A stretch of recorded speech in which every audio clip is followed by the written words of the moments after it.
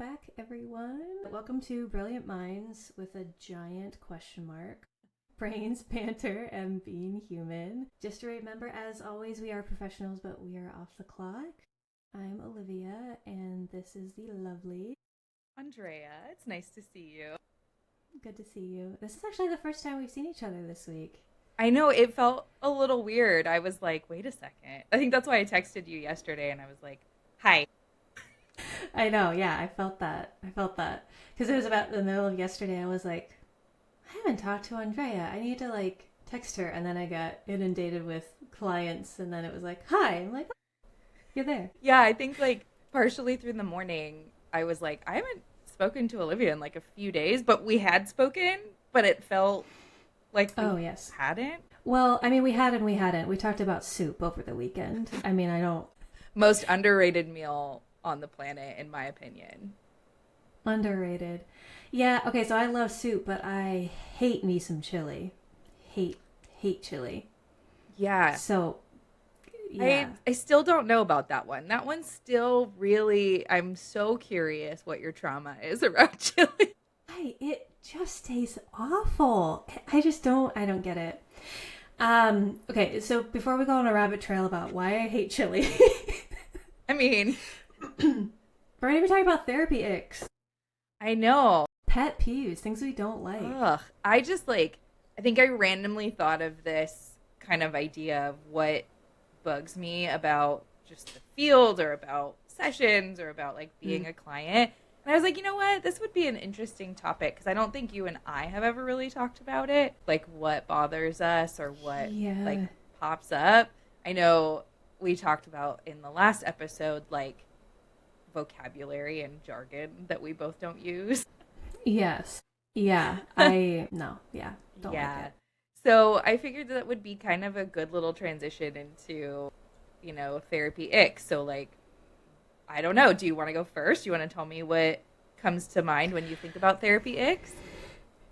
Okay, one of the things that gives me some real big ick is when you start working with a client and they've been in therapy before, and in the course of getting to know this client and what's going on with them, they talk about their previous experiences in therapy, and it's bonkers wild. Either the therapist was just really crappy and said some really awful things, and the client can recognize that it was awful. Right. But then there's other times where a client will talk about a past therapist, and I'm like, that's not okay. I'll give an example of this because this was a long time ago. I started working with this client, and she's like, oh yeah, I saw this other therapist for 5 years. And I was like, oh wow, yeah, that's a long time. What did you like about it? Well, whatever. All the therapy questions after that. And I come to find out that this other therapist had been doing Enneagram work for 5 years with this client. The personality Enneagram. Yeah. Fascinating. The not researched Enneagram. Not evidence-based practice. Correct. Yeah. For 5 years. How do you even do that long? I don't know. It felt like taking candy from a baby. And, here I am. I think, I'm sure you've been in a situation, too, where you don't want to just badmouth therapists because you are one. Right. Well. And you also don't want to, discredit the client's experience because the client's like, oh, it was helpful. It's right. I don't get how it could be, but that's not my thing. Mm-hmm. But from a professional to professional standpoint, it's what are you doing? That's not okay. What are you doing? Yeah. Yeah, some of the stories that clients come in with about their past experiences, you just want to look and be like, did you actually go to therapy? Or did you meet someone at a coffee shop that looked like a therapist? I know that sounds really judgmental, but sometimes I'm like, huh? Right. I mean, that's a great one. And like you said, you definitely don't want to discredit the client or invalidate their experience, because if it was helpful, it was helpful. Great. Right. I've done Enneagram work with a past therapist before, and it was one session. And it was just because we were curious and intrigued, and we were both therapists, so we both knew what we were doing. But Right. But like that context is a little bit different, right? exactly, yeah. Yeah. But it is a challenge to like sit in a spot where you're like, okay, like there's a therapist who calls himself a therapist like me and is doing something like Hmm. so different. And I'm not trying to say like diversity in approach doesn't matter because it does, but Yeah. 5 years? And like I Yeah. said, the client had a whole mess of other things going on that like clearly needed support. That like the client legitimately was like, never talk to my other therapist about these things. I was like, Yeah. Interesting. okay. Yeah, I mean that's more of an extreme example, but like Right. yeah, I always like cringe a little bit or like but like whenever I ask them like, "Oh, what was your previous experience in therapy like?" Oh god. Like Yeah. it's a little bit Yeah. you clench. You're just like, I'm bracing for impact. What did you Yeah. experience? Yeah. Exactly. Like, what did we do to you? I'm so sorry. Yeah. Yeah. And like sometimes that is also though like a really powerful question where you can then be like, all right, we're gonna change this up. Like Right. clearly you have a connection with me and let's move forward and make this different and more meaningful for you than what you've been doing. Right. Yeah. All right. What's one of your icks? So the first one that came to my mind was when it's kind of like outside of the client experience a little bit, but like when doctors tell clients that they need CBT. Do you know what I'm talking about? Have you ever encountered that? Yes. I have even been told myself by doctors, like, oh, you should probably get CBT therapy. And I'm like, did you not see on my chart that I am a therapist? Mm. I just, it's an ick because I feel like mental health is not taught to like MDs as well as it could be. And then they just glob onto this thing and they're like, you need this, right? You need this thing. And it's like, do you even know what that is? And it's not to say that CBT isn't helpful for some people, but Right. like, Right. it's beyond, it's more than that. And I have had clients in intake sessions and I've done intakes at one of my old jobs. People come in, I'm looking for CBT therapy. I'm looking for CBT therapy. Or even recently, I'm looking for Mm. IFS therapy. And what they think is IFS is like, oh, but we got to talk about my mom and my dad and my like child. And it's like, actually, no, IFS is about like the inside parts, like not like what's in your head. Tearing down that, what Mm. is CBT, what is IFS, what are these like therapy jargony words? It's like my biggest like, oh, Yeah. I have one that kind of like tags along with that, which is like I'll meet with a client for a first time and they will have gone to a psychiatrist. So like it's more than just going to mm, a primary care person, right? Go to a psychiatrist. The psychiatrist will slam like 10 diagnoses on them and be like, you should probably get therapy too. yeah, And then they yeah, come in and they're like, well, I got diagnosed with bipolar, ADHD, PTSD, anxiety, panic, like all these things. And then they encourage me to get therapy. And I'm like, well, I'm so glad you're here. And like, do you even know anything about any of those diagnoses? Like, yeah, it's wild to me how much diagnoses get just kind of thrown around. yeah, Like by psychiatrists, but then also too, like people in the field as well or like in conjunction with that ick, we talk a lot with clients about diagnosis, what theirs is, what they feel comfortable with. And I have heard this from clients countless times. You're the first therapist that's ever talked to me about what my diagnosis is. mm-hmm, yeah, And I'm like, that shouldn't be the case. But I'm so glad we're talking about it. And they're like, yeah, I have no idea what my other therapists have diagnosed me with. I wonder what they did. yeah. That's so interesting. That was my other one. That was my Oh, other really? like, yeah, that was my other Oh, that's therapy funny. ick because it's such a thing is like It getting is, yeah. a laundry list of diagnoses and not talking about it is so harmful to that person. They're going to get their medical records at some point or go to the hospital at some point or something and see like somebody gave me bipolar diagnosis, what? And or whatever is on that list Right. and when I see when I see those lists when people come in, I'm automatically like, "Oh, okay, trauma." Like let's go into it. But I also get Oh that my gosh. reaction. I get that reaction too of you're the first person to actually talk about it. And, just for people who want to know out there in private practice, or like the idea of diagnosing in mental health is really for insurance reasons. Like there Right. are a lot of benefits to knowing and like understanding the self based off of a diagnosis and all of that. But like when it boils down to it, it's a way for us to bill for you. Right. To justify treatment, essentially. Yeah, Right. yeah, that's a great way to Yeah. put it. Yeah. We should do like an episode on diagnosing. That would be fun. Yeah, for sure. I think so. I think there's a lot of misunderstanding out there around diagnosing and Yeah. a lot of different perspectives. And I think you and I have a very similar perspective on diagnosing. So it'd be interesting Shocker. right? It'd be interesting to dive into it a little bit deeper for everyone. Yeah. Yeah. Totally. Interesting. Diagnosing. Okay. Here's my biggest like therapy ick when it comes to like direct client stuff, and I don't know quite why this drives me so man, it drives me batty. So by working with a client, I'll say a thing, I don't know, we'll just take eat more hot dogs Yes. as an example. Okay, It's the second time hot dogs have come up this week, and it's Tuesday. it's a wienerific week. Okay, it's so not we, like- Wednesday. It'd be Wiener Wednesday. Thank God, am I Take right? that up there. Okay, so I'm like, hey, you should eat more hot dogs. Yeah. And they'll like kind of brush it off, right? Like, okay, or like move on, or like not really say anything. And then sometimes it's like the following week, sometimes it's a month, couple months later, and they'll come back and be like, oh, well, like I'm doing a lot better because I've been eating a lot more hot dogs, and it's like really amazing, and I'm like a self-help guru.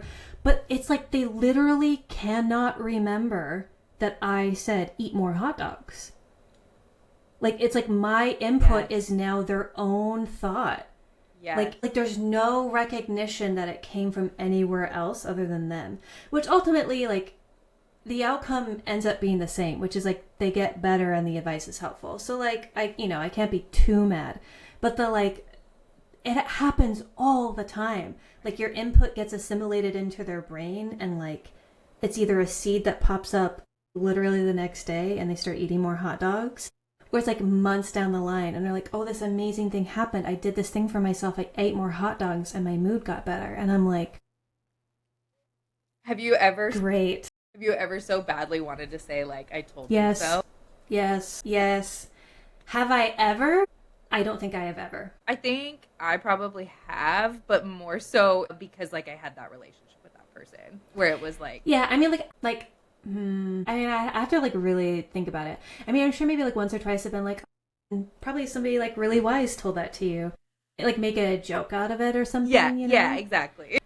But even then, like, at least when it comes up the most with me, it's usually like so far after the fact that it's like, it's, it's just like, you're neurodivergent. You're not going to remember that I said that. Like, who cares? Whatever. It helped you. But it's a phenomenon. We need to figure out a name for it. But it happens so often and it drives me nuts. I'm like, Yeah.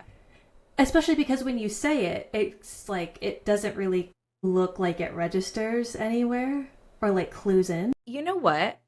What if that's like with neurodivergent? What if that's like a pathological demand avoidance thing? Where it's like they hear you say it, and so in like mentally they're like, you're like, it's a subconscious process, right? Maybe. Of like, I'm not really gonna necessarily accept that, but then it gets implanted, and then later it's their idea, or like they saw it themselves because they're in control of that. I don't know. I mean, it could be, but I've seen that happen for clients so much outside of just neurodivergence Yeah. that I don't know. Interesting. Maybe for now we'll just call it the wiener effect. Eat more hot dogs. I was just trying to come up with a silly example because it sticks I in loved somebody's it. head instead of like take loved more it. deep breaths. You know what? Now I really want a Costco hot dog though. So Pizza for me why am I hungry? I just ate breakfast. because we just started talking about food. I know. Yeah, like I said, but have you had that happen? I can't be alone in that. You've had to have had that happen. Oh, yeah. Where yeah, and it's always like, it's always a surprise who it's with and like what piece of advice gets regurgitated back out to you. Yeah. Like there was one time I had a client recommend to me the thing I recommended to them. That's a whole nother level. I would be so annoyed by that. I'd be like, what do you think I am? No. It was so funny. I remember just being like so shocked and just going, I am so glad it was helpful for you. Like, that is awesome. I will continue to have that as part of my arsenal. What do you say? You're better than me in that. You are way better. I have no impulse control with those things. Well, I've my family's from the Midwest. We know how to make a like passive aggressive comment, because really what I was saying is I'm glad it worked for you and I will continue to use this, aka I have been using it, basically. But it's so nicely said that you kind of like get lost in that sentence. Fair. I know how to turn a phrase. That's impressive. I'm so impulsive where I'm just like, yeah, I told that to you. Like, but I think at least my clients know that about me, that like I don't necessarily always have a filter. Like, obviously I have my therapist filter. Right? Like, I am a good therapist, you guys, I promise. But every once in a while, especially if I have a really strong relationship with that person, like, it just kind of goes out the window sometimes. And I'm just like, yeah, about 2 weeks ago in session, I said that. I mentioned that. We talked about this. Yeah, I just, like I said, it's one of those random things, and it's so common, and it happens all the time. Yeah. And it does not discriminate on the kind of person. Like, it could be a neurodivergent thing, but, like, I've seen it so much with so many different clients. Yeah. It just feels like a universal, like, I don't know, therapy mechanism. Totally. And I think what's funny is, like, to bounce off of that one with one of my other icks is coming into therapy and saying, like, I learned this thing on TikTok when it was what I said the previous week or the week after. Oh, yes. Yeah. Yes, that's happened to me once or twice. So very similar to that, right? But it's like, what did I say differently, or what did that person say differently that, like, I didn't connect with you on that? I don't know. I don't know what it is. Maybe it's just, like, a repetition thing, but I want to be like, oh, TikTok, like, and then I have to remember, oh, maybe just TikTok's just listening to me and it's just reiterating what I said. I don't know, but that one's frustrating. Yeah, hands down. And TikTok therapy, period. I make TikToks, I make reels, whatever. Like, I post about stuff, but I always put disclaimers out there. It's like, not therapy, but there's so much out there of information that people are consuming, and they're like, TikTok taught me this. TikTok diagnosed me with this. And I'm like, slow down.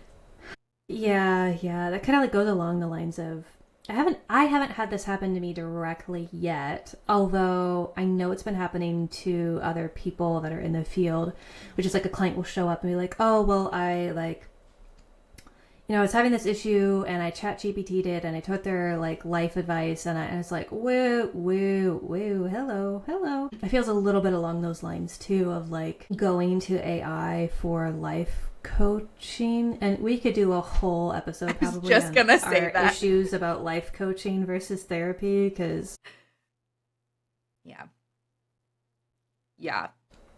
But yeah, the AI piece is causing some questionable decision making to happen. Yeah, I mean, AI has its place and its position when it comes to consulting with mental health or providing advice. Like, right. Let's slow down. And maybe that's also another thing we can talk about in the future is like the impacts of AI right now. And there's been so much. I have a story I could probably tell you, because you're not on TikTok, about like AI psychosis that we could talk about, which is fascinating. Oh, yes. Yeah. And it's the whole social media and AI giving people advice. Like, we're never going to lose, like, we're never not going to have job security. Like, we're always going to have clients, but it is something that is a problem.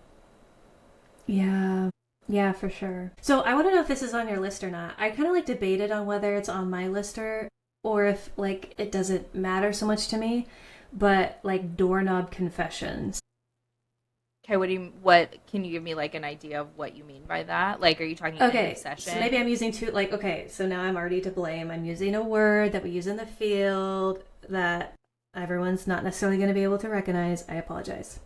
Okay, a doorknob confession is like if you were going to therapy in person and then as someone's leaving, like a client's leaving and they're like at the door, and they like have a like last minute disclosure confession that they really should have done at the beginning of session, and then they just like leave.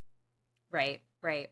I used to call them mic drop moments, but then people were like, what are you talking about? And so I saw the doorknob confession piece, although it's not obviously very relevant when you do telehealth, because you're like, there's no doorknob. But yeah, how do you feel about those? Are those on your like ick list? I don't think so, and I think the reason for that is because I do work with a lot of like ADHDers, and I have a lot of empathy for that, I think, because I am someone that kind of can forget something until the last minute and be like, oh, and so I think it depends on the context. I think if it's out of, I was so scared to tell you something until the very end, maybe that bothers me, but I'm pretty good with my boundaries on session ending, so I'll just be like, you know what, I hear that, and I'm going to put a pin in that for next time. Thank you for letting me know, and I just kind of move on. But I can see how it could get, like, especially if you have it over and over again. Yeah, I don't, at least the way that I see it, it's not really on my therapy ick list either.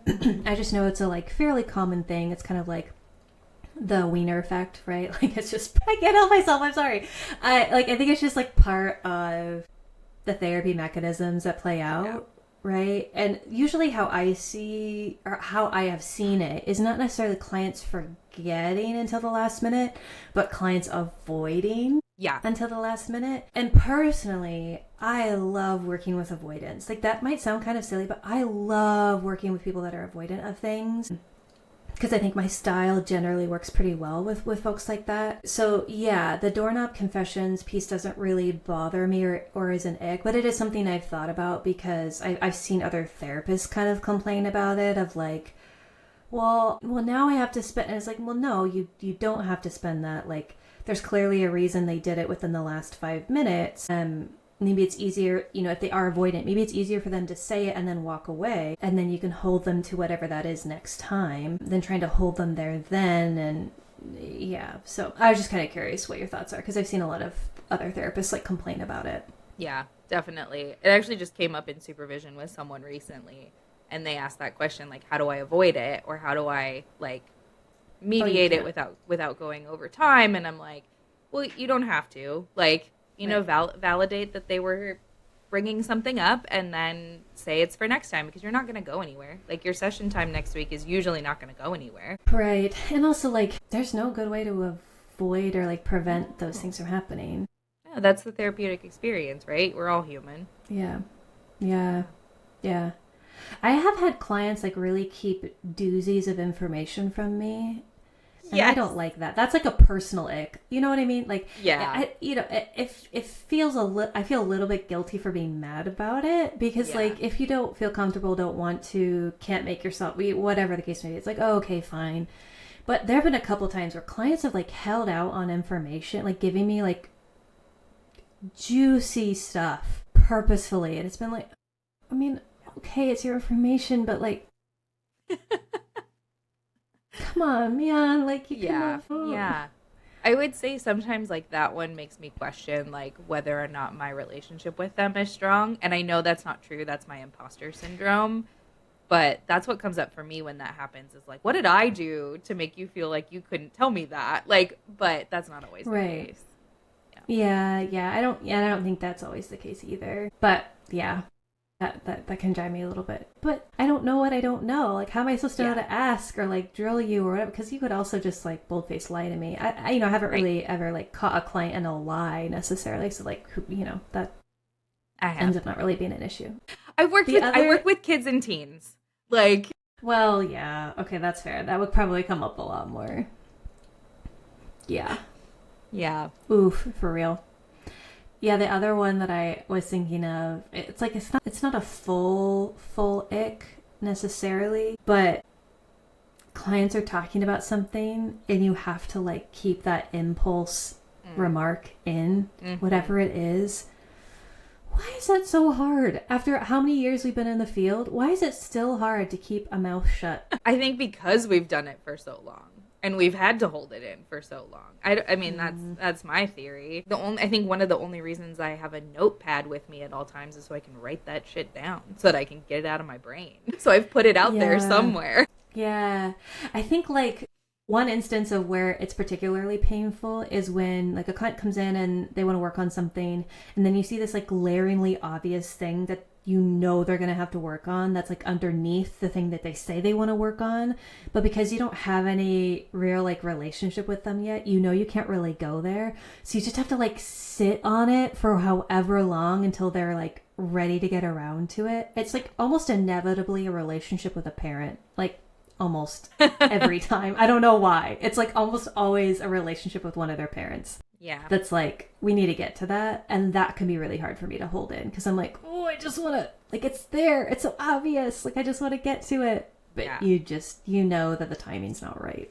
Right. Like, we can see so much that the client can't see right away, which is so interesting to me. Like, being able to see those attachment wounds without that person even seeing those attachment wounds. It makes sense, like, developmentally and psychologically and all those types of things, but it is kind of cool that we have that superpower almost to be able to see that, but it is very frustrating to hold it in and wait for that moment to be like, all right, I'm going to drop this bomb on you. You're like, so are you sitting down? Great. Listen, you have mama trauma. Why have I not heard that term before? That's amazing. It's one of my favorite ones. I don't know if I've ever heard anyone else say it, but I said it one time and I was like, well, this is my thing now. It's mama trauma. Yeah. We have coined so many phrases just like today alone. I know. And how many times can we fit in the word wiener into one podcast? I'll try to fit it in. Which, you know, speaking of fitting it in, I don't think that is a great transition. I have a therapist confession, professional confession, however we want to say it, that I've been sitting on since our last episode. Because, like... Oh, yes. Have I led the confessional and now you feel drawn? I really liked that as, like, a little segment. I don't know how long we can keep it going, but mine is sometimes during session, and I always keep a little notepad next to me, I just draw the alphabet over and over. I might have to, like, find a picture of it and post it with this episode because I will have full sheets of notebook paper and it's just me scrolling the alphabet A, B, C, D with, like, different fonts and vibes, and, like, I do it almost subconsciously, but I can, like, I think I have it Do you look at it while you're writing it? No, not always. I feel like I've stunned you on this one. Yeah, because I can't write and listen at the same time. So if I have to write anything down in session, I'm like, stop the talking. I must write now. This is my flavor of ADHD, I guess.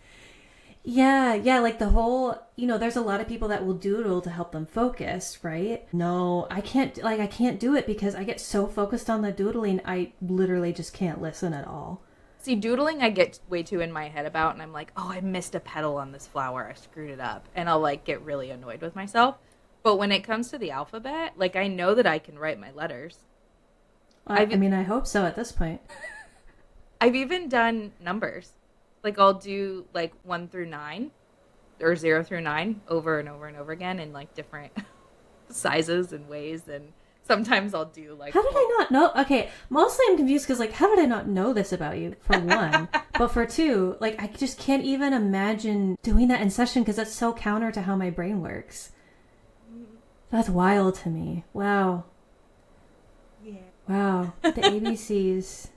Yeah, I'll try to find a page of just the doodles and I'll post it with this episode because it's it looks weird. Yeah. At one point I'll go through, like, waves of different things, and at one point I was doing just swirls. So I had, like, a whole page of just, like, little swirls all kind of connected. I mean, I definitely fidget in session, right? Like, I have to do things because my hands, like, have to be busy, which is fine, but it can't be writing. Can't be doodling. Yeah. And full disclosure, like, I tell my clients this too. Like, so my client, they don't know exactly what I'm doing, but I will tell them, like, hey, if you see me looking down, it's just like me, like I'm focused, I'm listening to you, I'm just doing something with my hands. And they're like, oh, okay. And I don't look down the whole time. Every once in a while I'll look down if I like miss the page or something, or like my pen does something weird. But I'm always very honest and transparent, and like, you see me looking down every once in a while, it's just because I'm doodling, and that's what I say. And one client did ask me one time, like, what are you doodling? And it was the alphabet. And they were like, actually, that's so cool. Don't mind me, I'm learning my letters while I try to support you with your mental health. Oh my gosh. All right, can we officially rabbit trail off the content? Yeah. Okay. So I don't know why this is how my brain has worked since we did whenever we did our last episode. I came up with another term. Okay. What you got? Okay, the term is NADAR, which is neurodivergent radar. Yes, we need a word. That's what I'm saying. Yes, That's exactly what I'm saying. Literally talked about this in my group supervision last night, because somebody was like, you have a gaydar but for neurodivergent people, and I was like, yeah, and that, like, that's so weird. I know. Yeah, but NADAR, like, yes, it's a total thing. Yes. Total thing. Like, we find each other. It's peer reviewed. I can tell who's neurodivergent and who's not. It's just like, oh. Do we need to do an episode on NADAR? I don't even know if I have that much to say. Mostly because it feels like a gut sense, you know? Like, yeah. That's why I feel like therapy can be hard to explain to other people sometimes, because in a lot of ways it can feel almost like an art form, which is so wildly subjective. Yeah. Like that, like, gut sense that you get about if they're being avoidant, if they're neurodivergent, if they're going to do a doorknob confession, if they're like, you know what I'm saying? Like, so much of it is like that sixth sense that you develop and or have as a therapist. Yeah. That, like, you can't really teach or train for the most part. But I thought it was a soft science, Olivia. You're going to put soft in the same episode as the wiener theory? How dare you? How dare you? These are all going to be, like, coined terms for our podcast moving forward. I'm just going to throw off soft with everything now. And wieners all the time. I feel like I need to add a wiener counter onto the video here. Maybe you should. Yeah, I think we should start using it because it's so real. I feel like the more you learn about yourself and your neurodivergence, I feel like the more you become able to see it in others.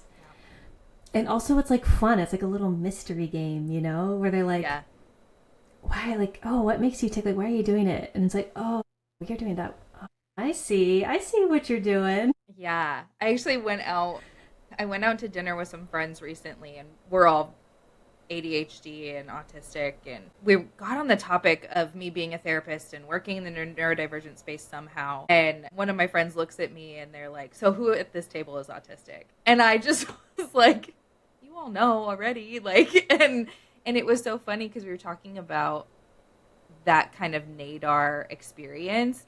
And I said, I have 100% track record on people who have actually gone and gotten assessed. And they didn't believe me. And I'm like, well, I don't track that literally, but yes, like I have 100% track record on clients, on my friends and family that have gone and gotten actual assessments and have come back to me and said, hey, you're right. Game, set, point, match, win. Exactly. As Michael Scott likes to say. That NADAR is very accurate. It's very real. And I agree. Like, we need a term for it because it's a thing. I have a merch idea. Okay. I don't know why I got so scared. I'm sorry. I'm really excited about your idea. Sure. Okay. Like pins or t-shirts that says, ask me about my NADAR. And it's actually just a hot dog pin. I'm sold. The official logo of our podcast is now a hot dog. Sorry, perfect. A wiener. Yeah. Please. You know what? Words matter. And a wiener is a wiener. Okay? Yeah. I feel like that's probably enough from us for today. Do you think? Yeah. Yeah. We've reached the end. I think the giggles have increased and the seriousness has depleted. I don't know about you. I still have to see a couple clients today, so. Same, and I need to eat. You know, we were talking about wieners and then I brought up pizza. Just the once. The wieners more than once. No, a lot of times. So I'm definitely hungry. Well, make that everybody's reminder to have a snack, drink some water, go eat a hot dog or a piece of pizza, and yeah, remember to Take do care of all the yourself. things. Yeah. Yeah. We'll see y'all next time. Don't forget to do all of the things as well, other than just drink and eat and be merry, but Yeah. like, follow, and subscribe. Love it. We'll see you all on the flip side. Yeah, see y'all later. Bye. This podcast is for informational purposes only and should not be considered legal, health, tax, or professional advice. Always consult a licensed professional for specific advice related to your situation. And just a quick note to all you listeners. Yes, we're real therapists, but please remember this podcast isn't therapy. We're here to share ideas, have some laughs, and maybe make you think. Just maybe. But being a listener doesn't replace therapy. If you need mental health support, please see a licensed professional in your area. And if you're in crisis, call or text 988 US.